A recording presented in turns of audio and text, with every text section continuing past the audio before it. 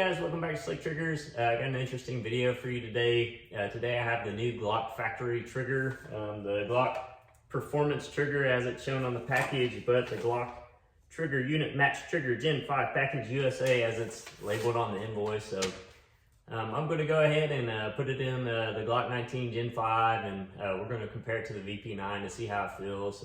If you're a YouTube reviewer, this does not like make a fully automatic weapon or anything like that. It's just for the feel of the finger. That's all it is. And I'm not going to show an install. I'm just going to do a review, and I'm going to show you guys and kind of give you guys my opinions on maybe if you should buy it and how it stacks up to the VP9. I'll show you those opinions pretty quick, and then we can kind of geek out and take a look and see maybe what it's doing inside the pistol. So really hope you enjoyed the video, and if you do, like, subscribe, comment. I don't do it for money or anything. I'm just doing it for fun. So I hope you enjoy. Thanks. Okay guys, so I'm set up in the back of my 4Runner here, and you might kind of be wondering why, and it's because honestly it has the best lighting in the house. So here's some of the pistols today that we're going to take a look at. They are all empty. Also, by the way, I don't sell triggers. I know the name of the channel is Slick Triggers, but I don't sell any triggers. Don't sell anything at all, really. So I really don't have any kind of dog in the fight. So I have one of these trigger pull gauges, just a kind of basic old manual one. So I was an aircraft mechanic for a long time, and I'll tell you that equipment like this, it kind of depends on how you use it. So all of the measurements that you see me take today, maybe don't take them as the end-all be-all for this type of gun. There's things such as calibrations that need to be taken into effect, you know, where I'm pulling the trigger on each of these guns, and you know, also the location on the kind of little arm itself. So basically what I did is I put 2 zip ties here so that I will be measuring the same spot on the trigger, you know, in relation to this bar on all the triggers to kind of make it a little bit more fair. Also, I'll pull the triggers towards the bottom of the trigger so that, you know, we have like an equal reference point. Like for instance, if I pulled like up here, it's going to pull heavier than, you know, if I pull down here. Also kind of note that the Glock trigger, so like my fingers, you know, basically like on that whole entire trigger, whereas the VP9, you know, it has a bigger trigger and bigger trigger guard, if that makes sense. Like, you know, you can see like the black floor mat behind my finger in here, but you know, on the Glock, you have less room. So the felt trigger on the Glock can be a little bit more too, because I'm kind of rubbing the top of the frame when I pull the trigger, if that makes sense. Alrighty, so let's take a look. So this Glock 19, it has a 3.5 pound Ghost connector installed, and it's been shot a fair amount, so it's, you know, it should be broken in by now. When I first got the gun, the trigger weight was a little bit too heavy for me, so I spent 15 bucks and got a connector. So I'm at the bottom of the trigger shoe. I'm going to go ahead and do my first pull. So we're looking at about 4.5. It seems a little bit heavy from what I was getting earlier. I'm going to go ahead and go again. Okay, so I'm at a right angle. So 4 pounds, I'll do it one more time just for good luck.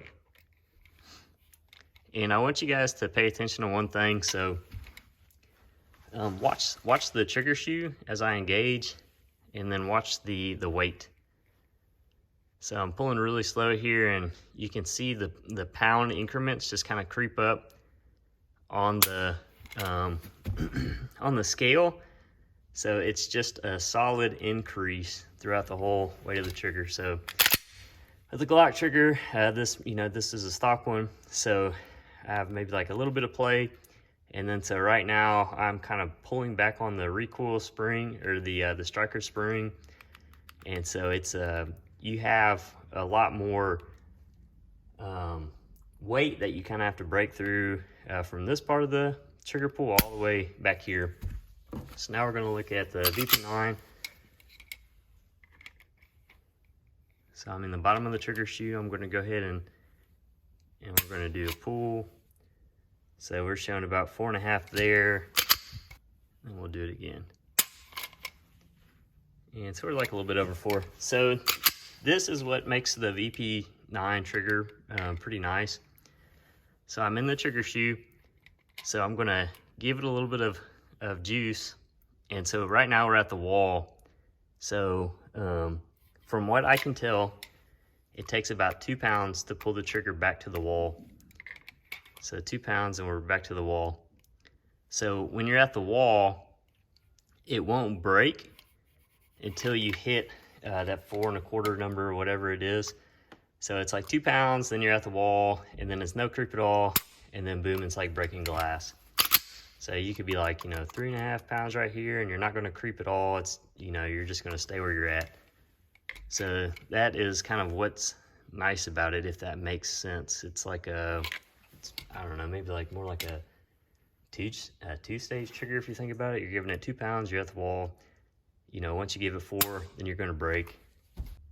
Okay, so here's kind of a visual of what I'm trying to explain. So with the VP9, you have like this 2 pound like take up where you're kind of ratcheting into the back to the wall.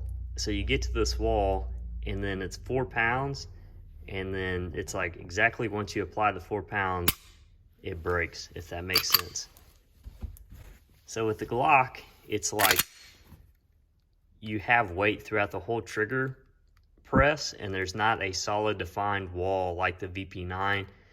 It's like you're pushing down on the trigger right here, and then you kind of get to the wall, and then there's like a little bit more resistance, and there's like a band of wall, if that makes sense. And then so you have creep, and then finally the striker lets loose. So let's see how it feels with the Glock Performance trigger installed. Also, one thing to note is Glock Performance trigger. So I cleaned out the stock Glock 19, took all the carbon and crap out of it, and then I did not put any oil back into it. So those readings that you guys saw earlier, that's just with a dry pistol with just no carbon in it. The Performance trigger they sent, it does come with like some grease at the end by the connector, so that's gonna slicken things up a little bit too. Okay guys, we got the new trigger in. Initial opinions, personally, I don't think it's as good as the VP9. Should you still buy it? Yes, but maybe hang around until I talk about it a little bit more. It is a good trigger. I'll say that when I first installed it, and I have not taken this to the range yet, I literally just got the trigger today, just popped it in a few moments ago. By the way, it was really easy. Unfortunately, I can't show you guys how to install it, or else YouTube will probably shadow ban me into the next realm. But it came in really easy. So this is the old, the original trigger with the ghost connector on it, and you'll notice the trigger shoe's different. So the first trigger pull I had, I blew through the wall, which you might think is a good thing, but I don't know. Another thing I noticed, so if you have your trigger finger up here, so like I'm really squeezing here. I'll take my jacket off. Okay, so I'm really squeezing this trigger, right? You can see my arm muscle. So if you're too high on this trigger, the blade safety won't clear the housing, and so the gun won't fire. So if you have like small fingers or something like that, and you're up here, you're not going to be able to pull that trigger back. So you have to be a little bit lower on the trigger, and I guess you have to be kind of cognizant of that too. So another thing, I don't know if you guys can hear it, but so that is the safety blade of the trigger kind of catching the back portion. Maybe it'll smooth out once the spring kind of smooths out a little bit, and maybe that safety blade will kind of get knocked down. Maybe it just has a little bit too much room or something like that, and it's kind of interfering. But that's just one thing I noticed. Another thing, I guess you can kind of watch my arm. There, it still does have some weight before you get to the wall. There is a wall, and the wall, man, I'm trying to think of a way to explain this. So there's some weight, you hit a wall, but it's not a hard, firm wall. Like you almost need a plus connector so that when you're on the wall, because the way I feel it currently, and I don't have a lot of trigger time with this, it just came out, I just received it today. But I don't feel that much of a pressure difference from when I start the trigger pull all the way to the end. So, I mean, if I'm thinking about it, I feel it right here, but if I just pull the trigger, you know, I sweep through, which honestly, I do a lot of sport shooting, a lot of target shooting, and things like that. And, I mean, you know, that's it. It's not a deal breaker for me, personally. You know, when I'm holding, I like a lighter trigger press so that, you know, my sights don't go all wonky, like, you know, this revolver, for instance. You know, if I have the sights lined up, this thing's, you know, has like a really heavy trigger pull. So when you're pulling back, you might have a tendency to kind of, you know, move the barrel around of the pistol. And so lighter for me is always better. However, personally, I prefer a more defined trigger wall like that on the VP9. So let's go ahead and do a pull test with it. So yeah, about 3 pounds are on the wall, I'd say, and then we're creeping back here. So that's at about 5.5. Let's see if we can get a little bit of a better measurement.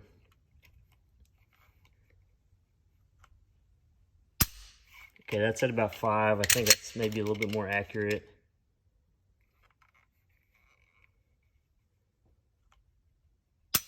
Yeah, about 5. So I think personally for this gauge, it's like 3.5 to get here. It feels a little bit heavier than 3.5. You're on the wall. It's a very, very slight creep. Boom. Reset. Boom. So also the trigger moves a little bit back when you rack the slide. So what are my thoughts on it? So for right now, I'm a little bit nervous that if I'm kind of high on the trigger, the gun's not going to go off. Do I think that'll even out, or maybe it might require some, like a little bit of, you know, filing maybe? I don't want to deactivate the trigger blade safety because, you know, I kind of like that safety, but maybe it'll wear down, or maybe I'll get used to it. I don't know. But initial thought, that kind of worries me a little bit. The trigger pull, so it is still a little bit heavy coming back. It may smooth out.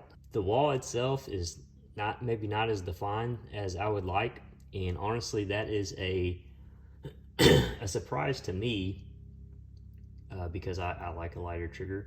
So I kind of wish that the take-up was lighter and then the wall was the same weight that it was right now. You know, trigger pull length, I think it's all good. Reset, it's fine. You know, nothing crazy. You know, keep in mind too, a trigger isn't everything on the pistol. You know, it's a lot about technique, and my first pistol was actually a SD9VE, so it had a terrible trigger, but slick. I know what you're asking. What happens if you put that minus connector in that new Glock Performance trigger? Well, I'm already ahead of you, or at least maybe I am. So that's going to be the old one. Maybe the new one is in, or maybe the Ghost minus connector is in. Maybe it's not. So I think I just about given up on using the pull gauge on this thing, because okay, so I do have the new connector in. So I'm on the safety blade and I'm pulling back, and hey, look at that. What is going on? Okay, so it finally fired.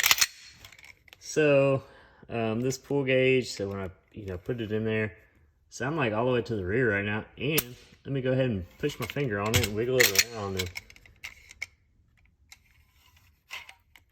so I don't know if this means, and the whole reason I show you guys this is I don't know if this means that if you have the Glock, if you have a minus connector in, it's going to be less reliable or not. But I just want to point this out because I noticed it, and I just kind of want to make everybody aware. So every time I pull the trigger, you know, it's fine every time.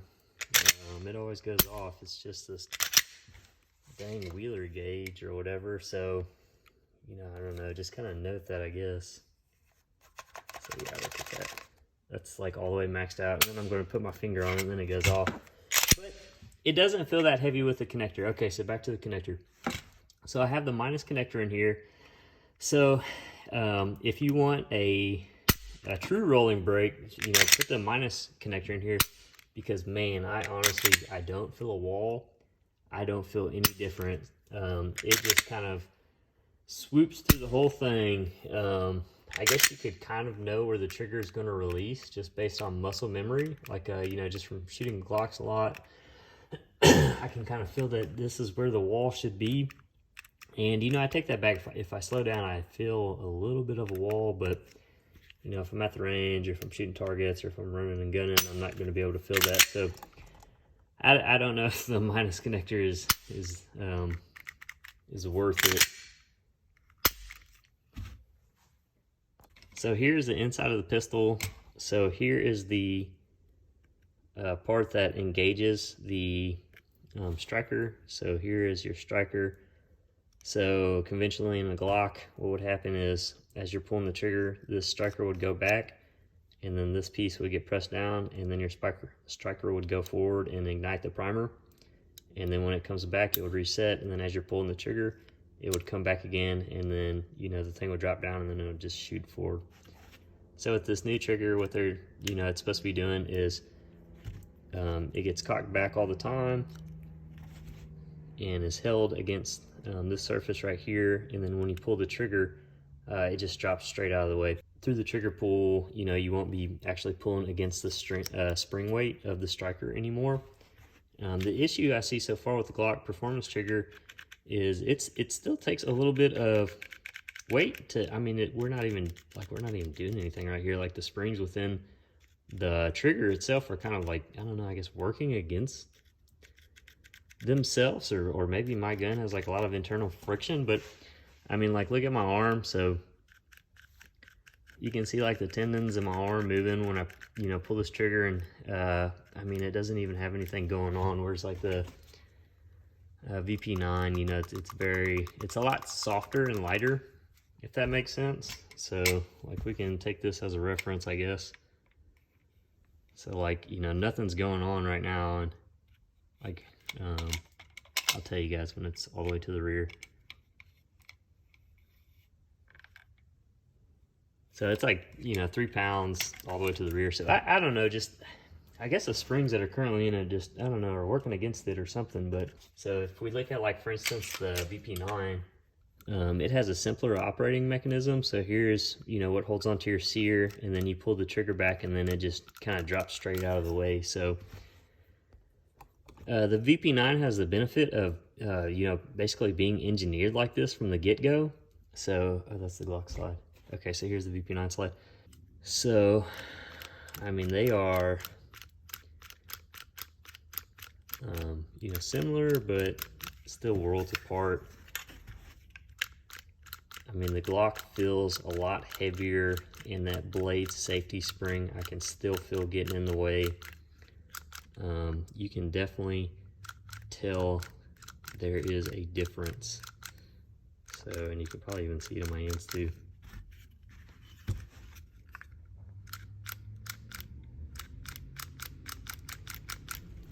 I guess I'm not the most impressed that I've ever been. Honestly, I think probably the more that I'm taking a look at it, the just the standard, you know, Ghost minus trigger is probably about on par with like this new performance trigger, and it's, you know, only about 15 bucks. So I guess one good thing about the Glock performance trigger is it is manufactured by Glock, so it should be super reliable, and they should have all the safeties in place. That should, you know, make it a really safe product. So if you were to buy like a, you know, like an aftermarket trigger, or like a third-party trigger, you don't always really know like what kind of metals and materials that person may have used. Like, there are, you know, obviously very reputable, you know, Glock, you know, trigger gunsmiths and people that make Glock triggers that have been around, you know, forever, and they do a great job, and there's like, you know, no complaints about them. But you know, there's also like eBay sellers where they might sell you some junk like straight from China. So if I was going to do a performance trigger, which I already did, I would pick this trigger over an aftermarket trigger, just simply, you know, because it's from Glock, and also the price point is honestly pretty good on it. Okay, so final thoughts on it. I'm kind of meh on it. It's a, you know, if I only had a Glock and I put that thing in the Glock, maybe it'd be a pretty good improvement. Right now I'm kind of on the fence about it, if I like the you know, just a plain stock trigger with the ghost connector in it, I think I may like that a little bit better than the new Glock Performance trigger. But when you put it side by side with VP9 too, then you're a little bit underwhelmed maybe. But yeah, I don't know. I'm sure there's probably like a lot of Glock guys out there that are, you know, just gonna have to have this, and I mean, a lot of people are probably going to enjoy it too. Just the copy that I got, the take up weight, I think for when you get to the wall is still too high, and there's not enough contrast between the take up weight and the wall weight. Like it's like 3.5, and then you get to the wall, and then it's like 4.5, then it breaks. So it's like you're kind of still rolling through it, you know. Whereas you know, like VP9 is like 2, then you hit like 4, and then so like you can really feel it. And then, you know, with the stock Glock, I don't know, it just feels like you're just creeping the whole way. So I don't know. Hope you guys enjoyed it. If you want to see the VP9 review, check out the channel. If you want to see the Glock 19 compared against the VP9, let me know in the comments below. Thanks.